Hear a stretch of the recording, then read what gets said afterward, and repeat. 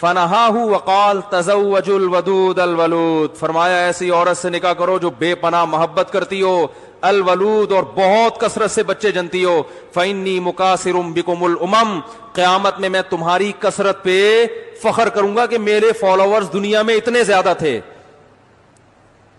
کیونکہ ایمان والا بچہ پیدا ہو جانا ایک مسلمان تو آج دنیا میں جتنے مسلمان ہیں آپ بتاؤ، ہمارے ماں باپ اگر نسل روکتے تو آج اتنے مسلمان ہوتے؟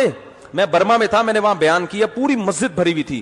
میں نے کہا مجھے ایک بات بتاؤ، آپ لوگ کتنے فیصد رونے کا؟ 20% ہیں ویسے زیادہ، لیکن گورنمنٹ کی کیلکولیشن کے مطابق 20%. میں نے کہا یہ 20% جو آپ برما میں مسلمان ہو اور آپ پہ ظلم ہو رہا ہے، تو مجھے یہ بتاؤ یہ 20% کیوں ہو؟ کیا کسی نے دعوت دے کر آپ کو مسلمان بنایا ہے؟ کہنے لگے نہیں، ان میں تو چند ایک ہی ہوں گے جو کنورٹڈ ہیں.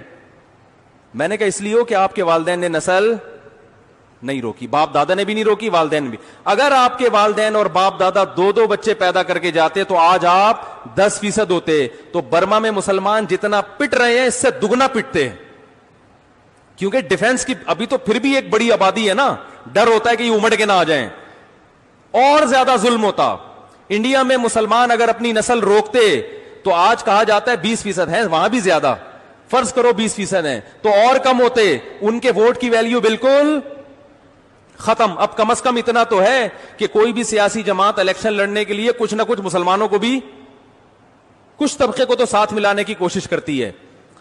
تو اگر یہ تعداد اور دگنی ہو گئی انڈیا میں تو مسلمانوں کی اگلی نسل میں ووٹ کی طاقت دگنی ہو جائے گی کہ نہیں ہو جائے گی؟ تو غامدی صاحب کو کہنا چاہیے تھا کہ انڈیا کے مسلمانوں، ہندو جو ہمیشہ جو متعصب ہندو جیتتے ہیں اس کی وجہ یہ ہے کہ ان کی تعداد، ان کا ووٹ بینک انڈیا میں زیادہ ہے. آپ بہت تیزی کے ساتھ نسل بڑھاؤ تاکہ اگلی نسل میں آپ کا ووٹ بینک، اس کی قوت بڑھ جائے.